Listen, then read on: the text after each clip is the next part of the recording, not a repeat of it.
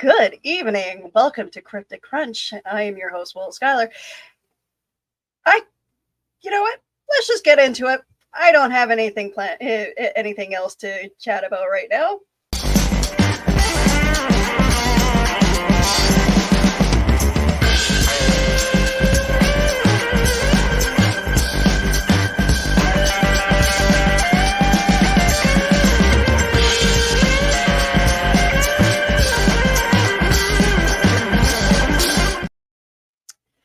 The following podcast may be disturbing to some diehard cryptid hunters. We're all here to have a good time, so sit back, have a drink, and let's learn together about myths, monsters, and legends. And cryptid festivals. With me, as always, Keisha! Hi, guys. So I am on borrowed time. Just letting you guys know this. I have a wee one, a 7-month-old that most of you know about, that is sleeping downstairs and a little bit finicky, so she did seem to fall back asleep. So if you hear something crying, it's not a banshee. Uh-oh, there goes the banshee. The banshee shell. I know. Okay, let's see if she goes back to sleep. If not, I might have to skedaddle, and I will try to make it on before the end of the show. But I'm going to talk fast, okay, guys? I'm going to give her a minute and talk fast. So we're talking about different cryptids and festivals around the world.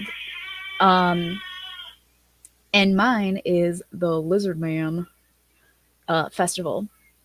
Oh, you found it. Oh, I love you.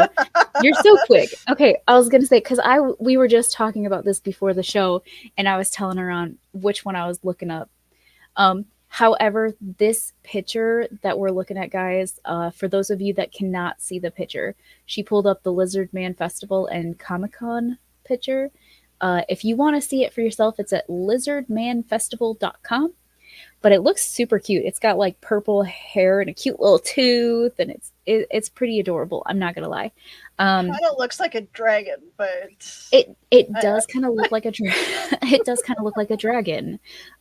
So the version that I was reading up on is a 7-foot tall, creepy lizard man with red glowing eyes. So a little bit of an inconsistency there, but if you're trying to make money off something, you might want to make it either super scary or super cute.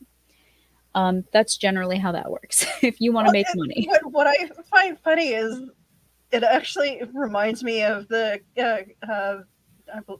Disney cartoon called Pete's Dragon. Oh, it does. That's why it's so cute.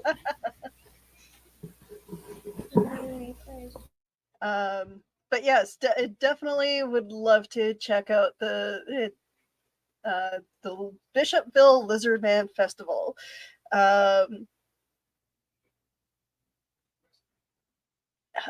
sorry. I was trying to find the actual website to it, and it wasn't working for me. But so I was actually reading up on it in the Smithsonian magazine, like one does. So let me see if I can figure out. Searching. I'm searching. So let me see.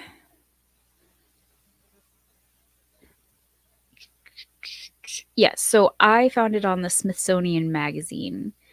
The Lizard Man of Scape or Swamp is said to have terrorized Lee County in 1988, and according to some, continues to do so. Which, of course, if it's a cryptid, it's gonna keep terrorizing people. I mean, how are they supposed to have fun otherwise? So there's a lot of speculation around this, because since it is such a small town, a lot of people are like, well, it's just trying to get, some mucho dinero, some money flowing through there. But in 1988, a man, I believe. Sorry, I have to put my baby monitor back on now that I'm done reading. Make sure that there's not a banshee downstairs. Um, but Donna in the comments said that they have a Facebook page. Thanks, Donna. Much So a appreciated. lot of people said that it's kind of a ploy to get money flowing to a smaller town, which seems to be like a theme with things like this, with celebrations of cryptids. Basically, they go, "Hey, we got a cryptid too. Come celebrate with us." And of course, all of us nerds and us weirdos and people into cryptozoology and stuff like that. Sorry, I saw the comments and I giggled. So, like, people who are into Comic Cons and cryptids and stuff like that will basically flock to anything that it's like a bug to a light. Just think of yourself as Mothman. You see a big shiny light and you go, wee. So I'm sorry, baby. Her foot hurts. I've got my other one up here. But Her very own cryptid. So they actually think that it's just to get people to come, like people like us, cute, adorable weirdos, to come to smaller areas so that they can create some sort of name for themselves. I don't know. Being me, I think that there's a good possibility lizard people do exist. But back in 1988, this fella was supposedly changing a tire or something. He got a flat tire by the side of the road, and he went to change it, got back in his car, and then this 7-foot lizard man with red glowing eyes hopped out and got on top of his car. And then it says he drove away and he was swerving and all that stuff to try to get this thing, whatever it was, off of the top of his car. But the kicker here is, since not a lot of people actually believed him, they basically went around and were like, you know what? But there is several other accounts in the area of this same creature. Eli. Thank you, Eve. Lizard man be car surfing. So they actually gave this guy, I can't remember his name. I would look it up on my phone. I had all my notes on my phone, and then my baby monitor is on my phone. So I don't know why I do that to myself. I should have just done it on the computer. It's either keep an eye on the baby or read notes about Lizard Man. It's a really hard decision. I'm not gonna lie. But they actually polygraphed this guy to see if he was lying, and he passed it with flying colors. It said that he was telling the truth, that this 7-foot lizard type man with red glowing eyes hopped on the top of his car. And here in Winnipeg, we call that people on meth. You know what? Honestly, I can see that happening. Like, some weird cosplayer just decides to go joyriding on the top of somebody's car. I mean, honestly, that does sound pretty fun. I might do that. Remember when bath salts was like a big thing that people would be getting attacked, and they were like, zombies are real. We're all getting eaten by zombies. Some guy ate this dude's face off. Like, oh, you know what? I miss those. We have to do a whole segment on that. How long ago was that? Creatures. I feel like that was when I was in high school. Because I remember everybody freaking out about people eating other people's faces, and I was like, yes, I am so weird. So I don't know. I feel like, I mean, it was what, 88, so I mean, you still had like LSD running, wild, and I think ecstasy was coming up, and I mean, 88 was a weird year. That's when my husband was born.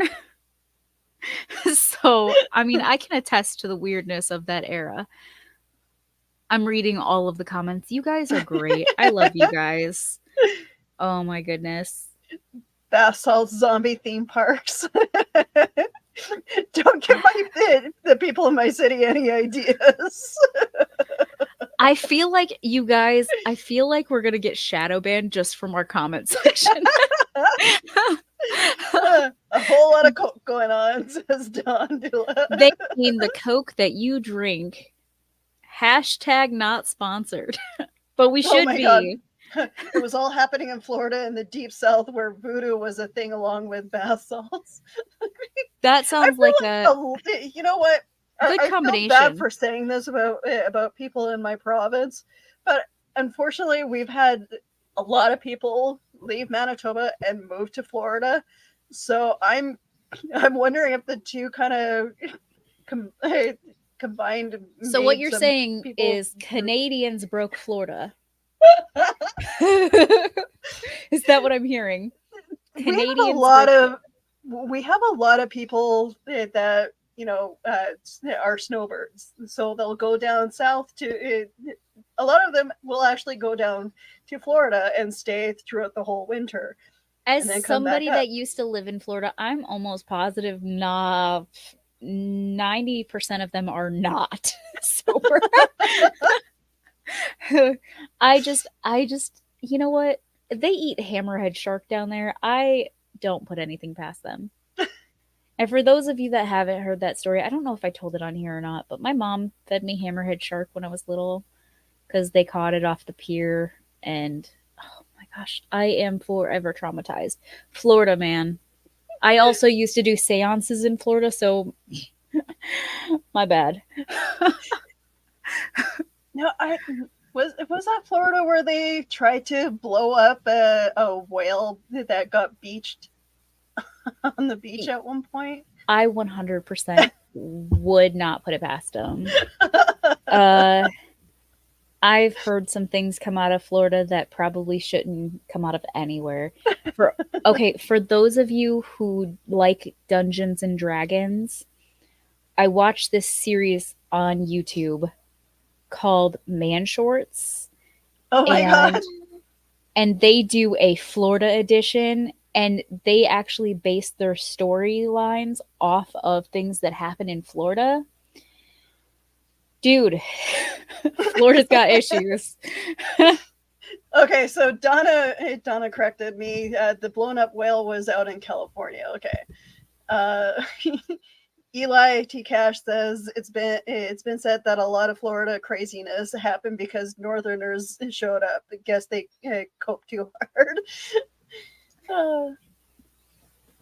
Y'all, oh. I guess here's a perfect time to introduce the people in our chat.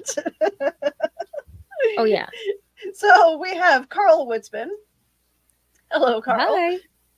Hi. Hello, Donna, Carly, Carlene. Don Dula is here. She had the show pulled up but wasn't in the room, so would that count as hiding? Probably. A lot of our viewers like to show up super early on here, and then they hide in the background. Like, we can see the comments, and they're like, I got here first.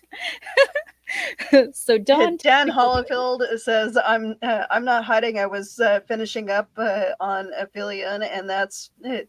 Left now are uploads and error checking.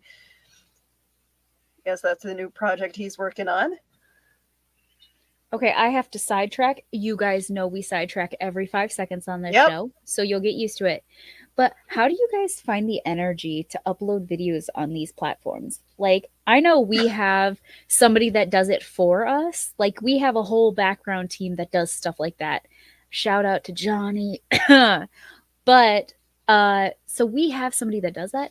I don't know how, and maybe it's just because I live out in the middle of nowhere, but it takes me like days to upload one video if it's longer than 2 minutes.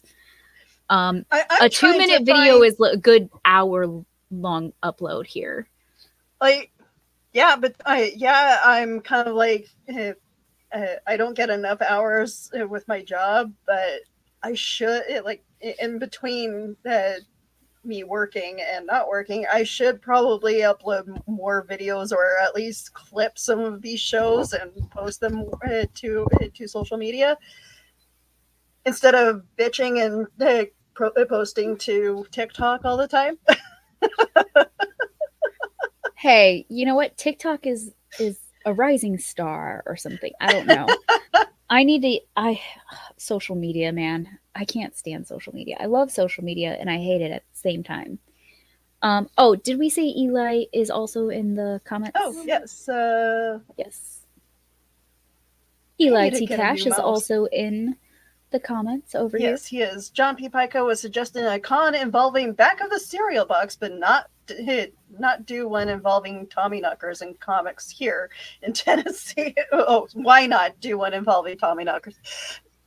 That, you know what? We could totally do that with it, like make a makeshift cave and just hire people to dress up as like gnome-like creatures. And You don't even have to hire me. I will do it for free. By the way, my hands are freaking me out tonight. So I was at a party earlier. It was a kids party, guys.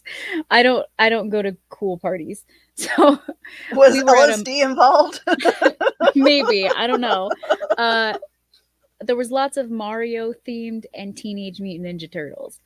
But somebody told me I had fairy fingers.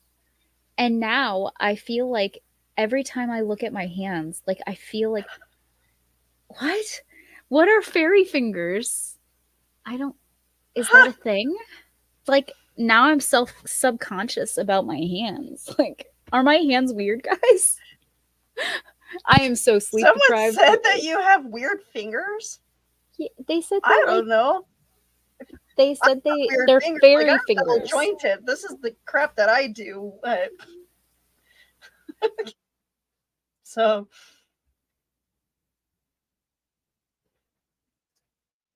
So maybe it's just because my fingers are tiny. Because like I wear a size 5 ring. I guess that's not normal. Is that not normal? I don't know what size people normally wear. I think I'm a size 5'6". I think. I don't know. Like But apparently my fingers are like super skinny and weird. Thanks guys for making me self-conscious about my fingers today. Now every time I put my hand up to my face, all I can think about are my weird fingers. Okay, let's see. Carl says maybe they are delicate.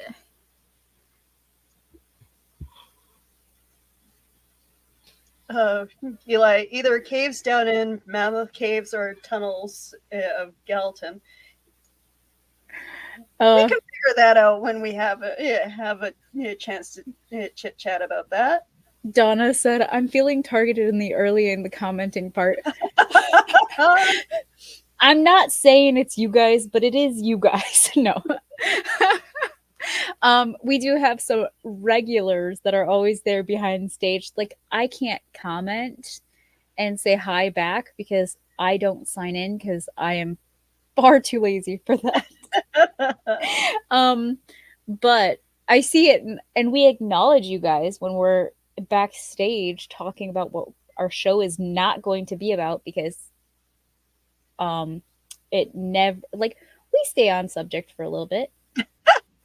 We were like there for a whole 10 minutes. No, so we actually do have a couple more festivals that we were going to talk about. That picture. That's the Hodag. That is adorable, and it reminds me of the labyrinth. The Hodag statue in front of the oh my god, Rhinelander Chamber of Commerce. Man, you know what? My city hall sucks. We need a giant cryptid statue in front of our city hall. So, okay, the origins. In 1893, newspapers reported the discovery of a hodag in Rhinelander, Wisconsin. The articles claimed the hodag had the head of a frog, the grinning face grinning face of a giant elephant, thick short legs set off by huge claws, the back of a dinosaur, and a long tail with spears at the end. The reports were instigated by well-known Wisconsin land surveyor, timber cruiser, and prankster Eugene Shepard. Who would have thought a prankster would come up with that? Who rounded up a group of local people to capture the animal. The group reported that they needed to use dynamite to kill the beast. Okay. That sounds kind of excessive, but okay. I'll see if I can get this image. All right. A photograph of the remains of the charred beast was released to the media. It looks what? The fiercest, strangest, most frightening monster ever set razor-sharp claws on Earth. It became extinct after its made food stores, all white bulldogs. That's very specific. Became scarce in the area. So apparently, nobody was adopting all white bulldogs anymore. And apparently this is the photograph that was released to the media. I like it. So am I the only one that thinks it's cute? I feel like I've done so many of these that I'm just desensitized to them. And I'm like, it could be scarier. Like, show me something that's actually scary. I mean, it could be one of those all-white bulldogs that, got rabies and decided to attack people. The snarling and like the foam coming out of the mouth, and I don't know where the horns come in, but maybe the ears are just weird. I think Donna says, I think it's cute.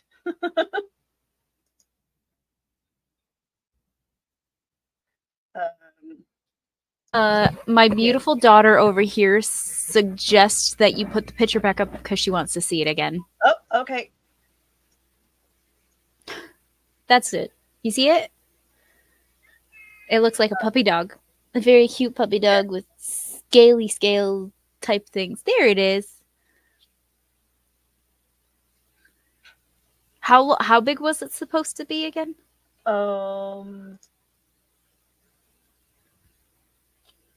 Because in the one picture, it looks like it's the size of a regular dog, but I imagine it's probably bigger. Yeah, it just says the head of a frog, the grinning face of a giant elephant. I don't know. No, I don't think they know what a frog looks like. Look at this cutie in the back here. This is my very own cryptid right there. And of course it was, brought it was okay, so Shepard claimed to have captured another hodag in 1896, and this one was captured alive, according to Shepard's reports. He and several bear wrestlers,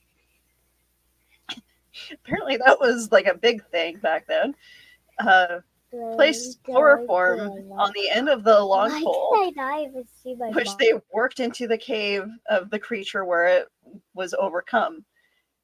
So essentially they just went, hey, which one of these rags smells more like chloroform? I bet you it smells good. Sniff it. Test it out. See if you could smell anything. No, he displayed. Oh, sorry, go ahead. Oh, my daughter is over here making some lovely faces at you guys. Go on, Willow. He displayed this hodag at the first my apologies, Oneida County Fair. Thousands of people came to see the hodag at the fair or at Shepard's display in a shanty at his house. Having connected wires to it, Shepard would occasionally move the creature, which would typically send the already skittish viewers fleeing the display. As newspapers locally statewide and then nationally began picking up the story of apparently remarkable living creature. A small group of scientists from the words Smithsonian Institute in Washington announced they would be traveling to Rainlander to inspect the apparent discovery. Their mere announcements spelled the end, as Shepard was then forced to admit that the hodag was a hoax. That sounds like a cover-up to me. I know generally if somebody's got to go investigate it and they're like, oh, ha ha ha, JK, cover up. Just like aliens, man. It's all just a cover up. So, speaking of big festivals and stuff like that around cryptids and aliens, Area 51 always has some things going on. What was it? Was it during the pandemic they tried doing something at Area 51 that ended up being like a complete flop? Yeah, they were all supposed to storm Area 51, and it just honestly did not pan out the way. Like, I'm sorry, you guys, they have more guns than us. And so I imagine that wasn't a good idea.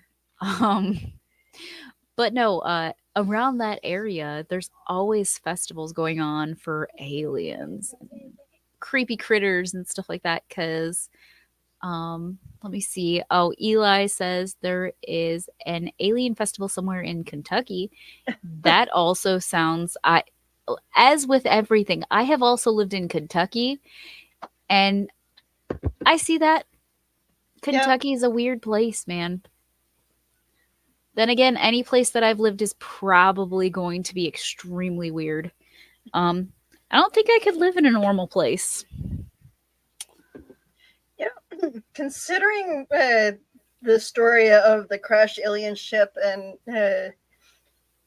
in my province, you'd think that we would have an alien festival. I feel like being a small town, like I live in a village with like maybe 300 people tops, in the middle of cornfields. I feel like I need a cryptid con. Bring the people here. We're getting a Dollar General. Let's bring the let's get some. I mean, we're making it big, people. They are literally putting a Dollar General in the middle of a cornfield. Oh my God. It's like a mile down from our house. And I'm like, what is the concept? But if we're big enough to get a Dollar General, guys, we're big enough for CryptidCon. Let's make this happen. In the small town that I came from, it was funny how the town started to grow. It started to grow when I became somewhat of an adult, and so we got like the first Tim Hortons out in Oak Bank, and then it's like, oh, what's going to be next? And then of course, like Subway started coming up. Now the town itself has exploded because people are leaving Winnipeg to go to Oak Bank, and it's like, it's only a matter of time before Walmart moves in. You know what? Honestly, I have to drive 46 minutes, almost 56 minutes. It's on the other side of the town that we have to get to. So 46 minutes plus whatever it takes to get to the other side of the town. That's how long it takes us to get to Walmart from here. So I would gladly take a Walmart. I'm actually surprised they're putting a Dollar General here. I don't know who's going to shop there besides me, but maybe. Okay, so the other small town that I lived in, it was a dry town for the longest time, and I'm still shocked that there's a liquor mart there. I'm like, whoa. Our village is so small that we don't even have a bar. Is the bar outside of the town? Our closest bar is about 15 minutes. Oh, that's not that bad. all of its cornfields. If any of the farmers want to go have a drink, they got to make a drive in their tractor. Why go to the bar when you can make it yourself at home, right? I mean, honestly, that's true. I've got some old juice sitting down. I found an old thing of juice in the back of my fridge the other day, and I set it outside the fridge, and I was like, you know what? At this point, I'm pretty sure it's fermented enough to call this wine. I opened it up, and I was going to take a drink of it, and I was like, whoo, whoo, that's some good stuff. No, but I did. Some of the Dollar General customers might be odd enough to be cryptids. Oh my god. I love you, Carl. I myself do shop at Dollar General, so that is yes, I can see that. Am I proud of it? No, but yes. Actually, you know what? Side note, Dolores wants to work at Dollar General when she grows up. So, I mean, having one down the street is probably, honestly, a good thing. Because what's the legal age for hopefully 6. Have you guys seen the economy? We need everybody working. Up here, it's free child labor begins at 16. Ooh, yeah. I don't know what it is in Illinois. That's the legal age that you're allowed to start work. You know, honestly, it's Illinois. Who knows? Oh, Carl over here. Come see the levitating cashier at the Dollar General. Oy vey. Yep, that's my daughter. Are we proud? My husband make that a thing. My husband actually made the joke about that earlier. We were going past where we were driving past where they're going to put the Dollar General in, and we were like, you know what? Walking in, grab a thing for filling out paperwork and stuff to get a job, and just fill one out for our 6-year-old and be like, hey, here you go. And they'd be like, oh, looks great, but I think you got the year wrong. No, that is when she was born. She is 6 years old. Hey, it's her dream job. So, my sister-in-law works at Dollar General, and so every time we go to Dollar General in a couple towns over, when my sister-in-law is working, she lets Dolores cash us out and scan everything. So that is her future goal in life for Dollar General. So it's just making it easier on me because she don't got to go far to get to work. Let's see. Oh, are we... I was trying to make sure we caught up on all the beautiful commenters over here. You guys are my favorite. So Don Dula says the creature looked like a danger kitty. There seems to be quite a bit, like, when it comes to cryptids, cat-like creatures. I'm still convinced it's from the Labyrinth. I can see it singing. Oh, look up the creature from the Labyrinth. It looks like him. I swear. All right. Let me see. I can't remember what his name is called. He's this big creature from the Labyrinth, but that's what it reminds me of. Which one you're talking about? That giant. Oh yeah, the big one, the hairy dude. Yeah. It looks like that. Okay, yeah, it kind of does. Just less hairy. And on all fours. And Carl, we might have another festival. Carl's over here trying to get us back on track. Honey, you know we don't have tracks here. There we go. Technically, I think we do have more festivals. We actually have an entire list of festivals if you guys would like us to go over them. We could when, where, and how to be. All of my notes are on my phone, so I am useless. Yeah, but look, does it not look like it's, by the way, The Labyrinth is my favorite movie of all time. Um, I was going to marry David Bowie, but he died before his time. So I named my sourdough David Dowie after him. Oh, Um, David Dowie's still kicking. He's in my fridge. Some of them's on my counter, some of them's in my fridge, you know. Normal things to say on a podcast for Cryptid Crunch. Let me see. It reminds me of a hairless Falcor from Neverending Story from Dawn Doulas. no. Yep.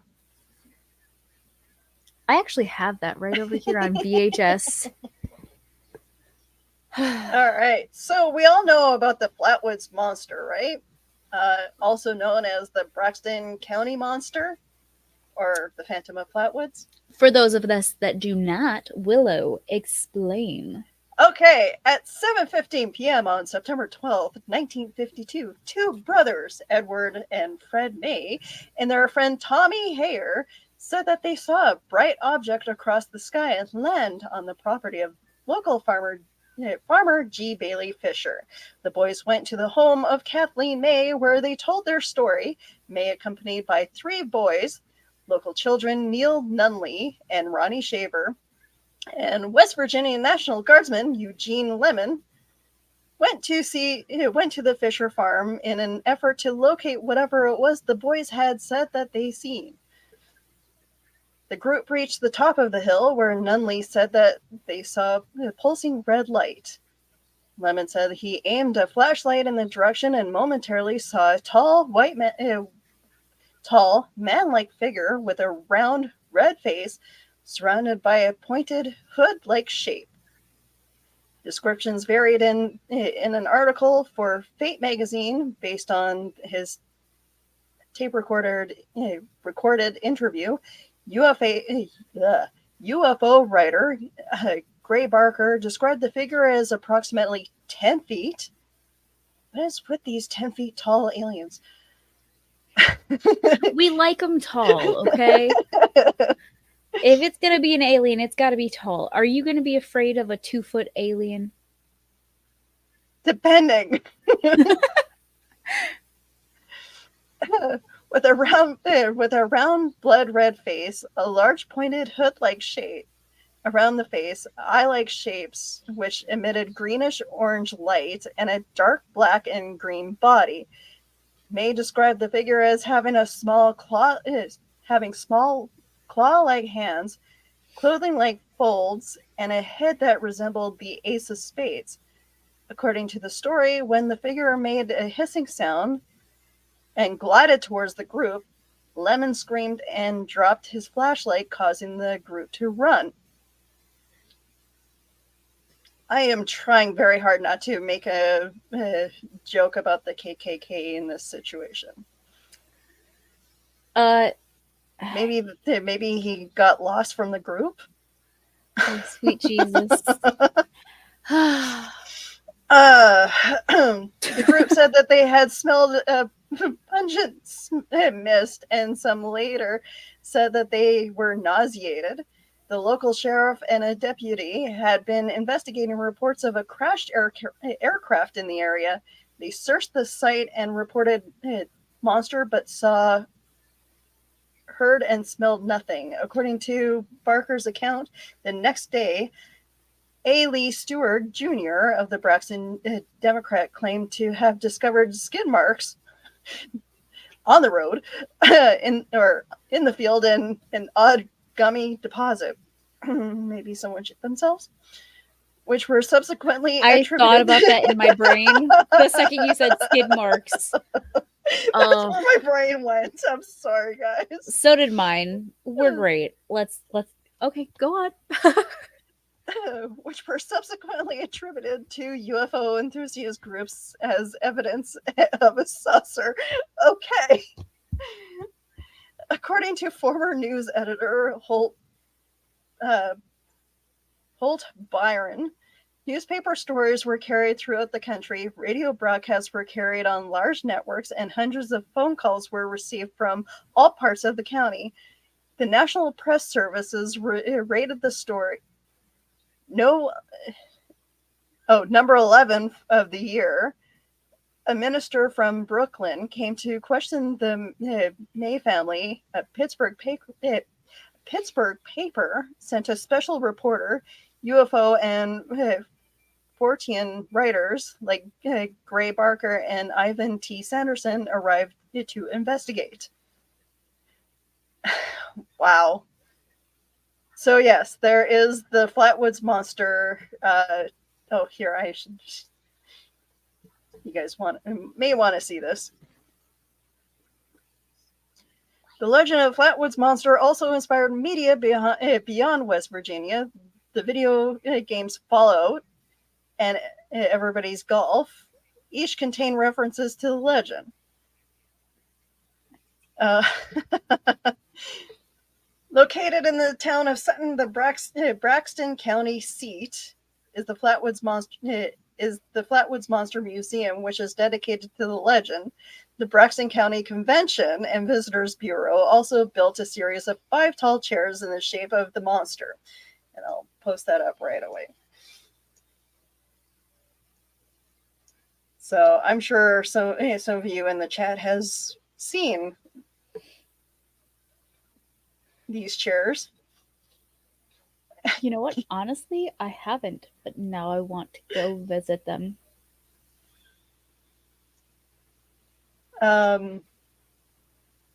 Yeah.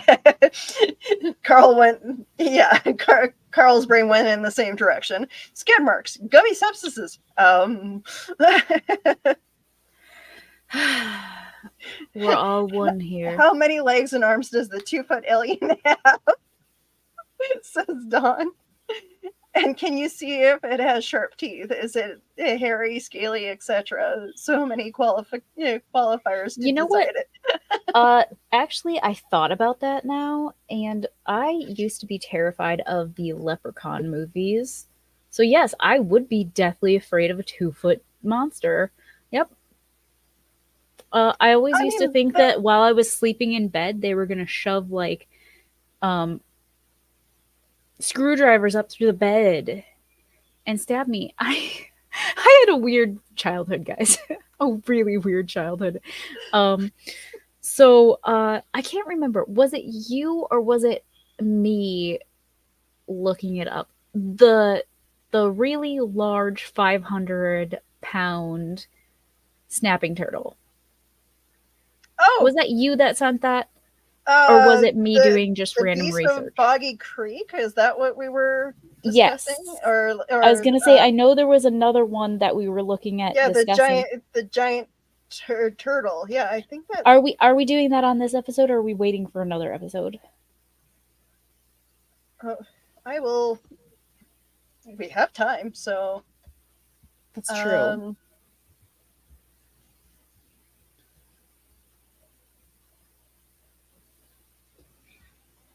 By the way, how much do you love Wikipedia? Honestly, Wikipedia is lifesaver. I actually do a yearly donation. You know when they do their drive to get money from people who actually use Wikipedia? I am one of those crazy people that donates to them because I use them so much that I feel like I owe them that. I heard baby noises. Is everything okay? Yeah, I'm hoping she goes back to sleep, but if not, I might have to skedaddle again. Well, a skedaddle for the first time. She fell asleep the first time, so let's hope we get lucky. Okay.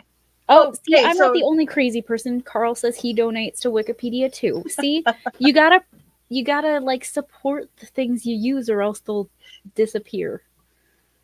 Sorry, the giant turtle is Indiana folklore. The Beast of Busco. Okay. Okay.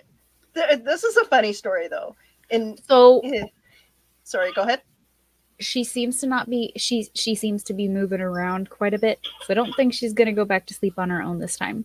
Oh. But on that note, tell them all about the cool 500-pound snapping turtle, because that sounds dangerous. This one, I believe it could actually be a real thing. Yeah, see? We talk about some real things here. Okay, guys. Yeah, she's not going to bed on her own. Okay. But I love you all. Thank you for being here. And look up this stuff if you want to see me. Bye. All right. So, in 1898, a farmer named Oscar Falk claimed to have seen a giant turtle living in the 7-acre lake on his farm near Churubusco. I'm sorry if I'm butchering that name, Indiana. He told others about it, but eventually he decided to drop the matter. A half century later, in July 1948, two Churubusco citizens, Ora Blue and Charlie Wilson, I believe that's not the Charlie Wilson everybody thinks it is, also reported seeing a huge turtle weighing an estimated 500 pounds while fishing on the same lake, which had come to be known as Falk Lake. A farmer named Gail Harris owned the land at the time. Harris and others also reported seeing the creature. Word spread. In early 1949, a UPI reporter from Fort Wayne sent the story on the wire service, and the turtle became nationally famous. Curious mobs of sightseers began to invade Harris and forcing state police to be called in for traffic control. After many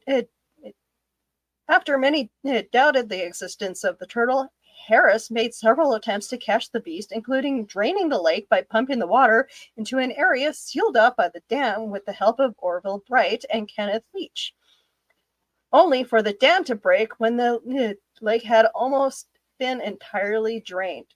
But despite many attempts, Oscar, named after the original owner of the farm, was never captured. In March 1949, an attempt to send a deep-sea diver into the pond failed when the wrong equipment was delivered to the Harris farm. Photographer for Life magazine, Mike Shea, took 299 photos of the site, but they were deemed unusable. Shocking. Cultural impact. Oscar's memory lives on in Churubusco's Turtle Days festival held each June. It includes a parade, carnival, and turtle races. A turtle shell labeled Beast of Bosco hangs in the Two Brothers restaurant in Decatur, Indiana. A small concrete statue of the turtle sits on the sidewalk at the main intersection of the center of Churubusco. So, yeah.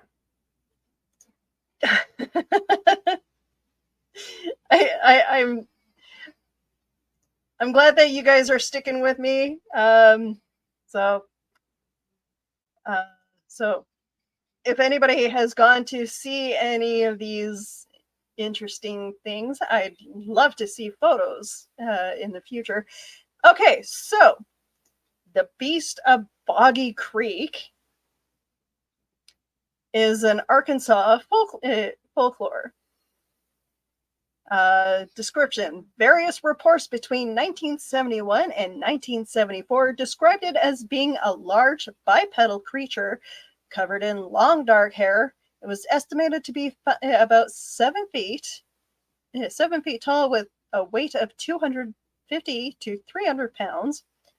Later reports claimed that it was far larger, with one witness describing it as 10 feet tall, with an estimated weight of 800 pounds.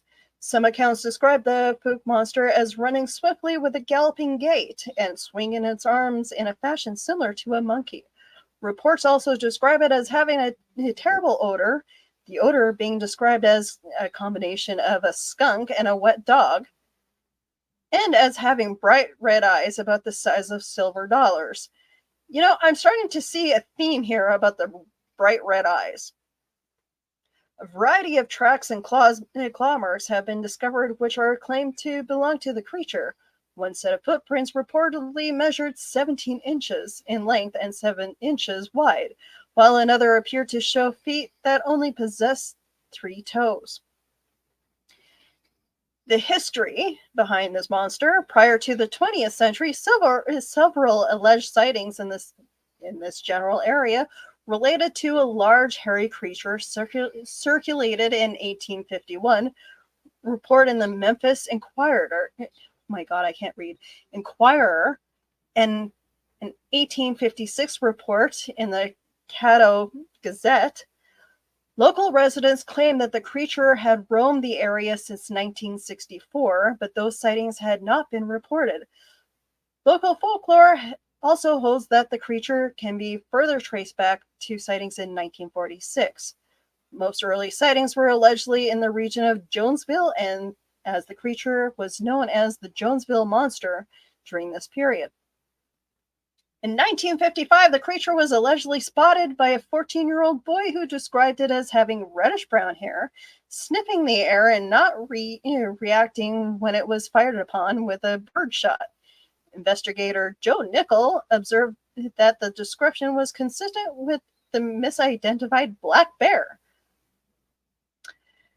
And the festival, since 2013, the Fook Monster Festival, previously called the Boggy Creek Festival, has been an annual event dedicated to discussions, presentations, and lore related to the creature and other similar monsters.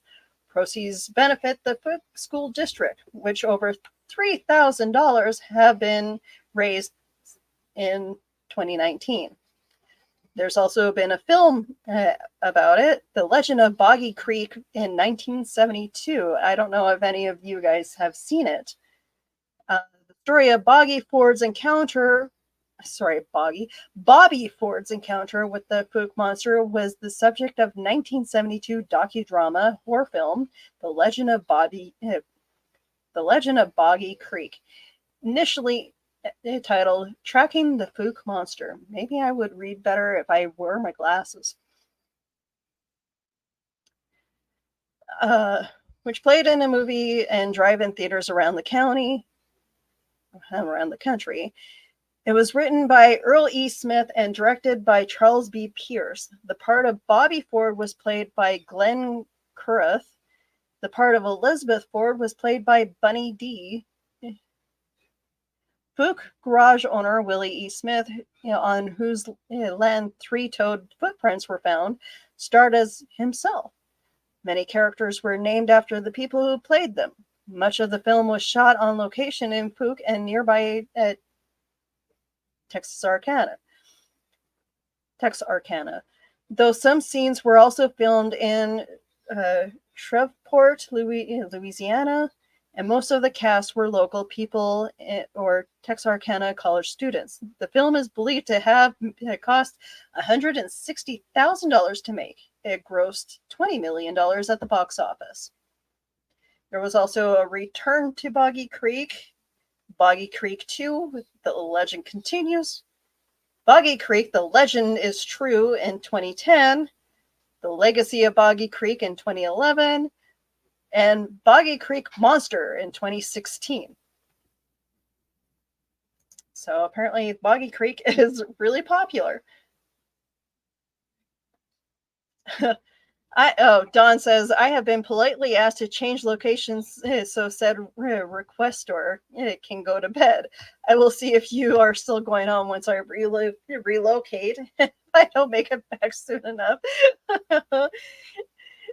We got about 5 more minutes of this nonsense, so hopefully Don finds a location suitable to watch the last little bit. Carl says, oh yeah, I read about that turtle. Yeah.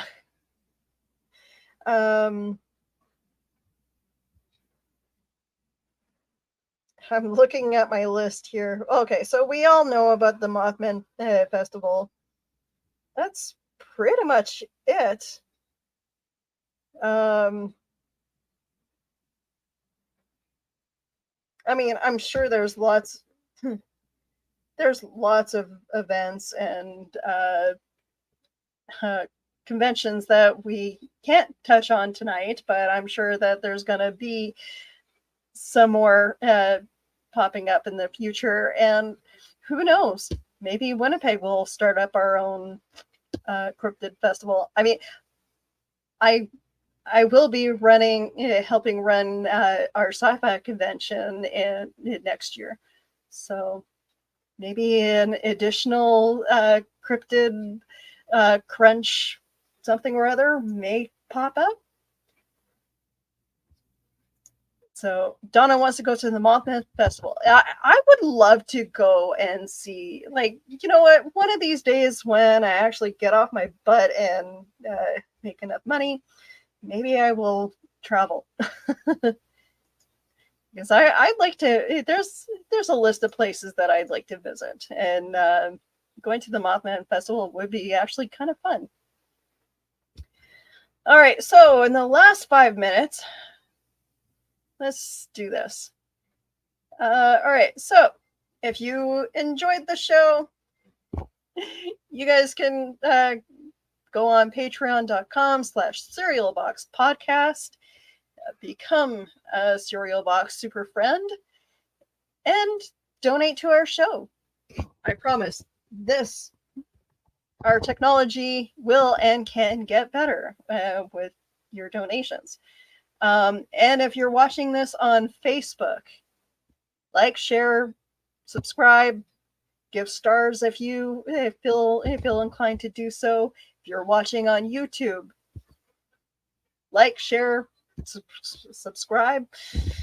And I think even Instagram, if some of you are watching through Instagram, you can also do the like and subscribe.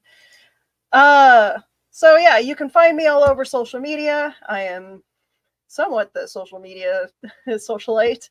I am on YouTube. I am on TikTok, Facebook, and Instagram. And soon to be on other platforms, I'm sure, in the future. Thank you guys for joining me here. And sorry Keisha couldn't make it for the rest of the show, but you can also find her on social media if you look up A Cup Creations. She is on Instagram. She is on Facebook.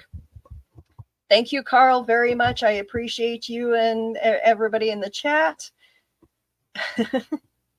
She's got her own cryptids and creatures to look after. So wishing you guys all a great night and can't wait to see you for our next show. We have, so far, we have Lauren from the Ice Cream Queens joining us for our next episode.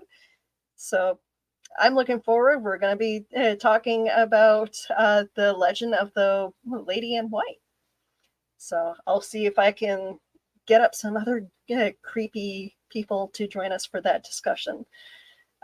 So yeah, looking forward to that. You guys have a wonderful evening, and we'll see you around.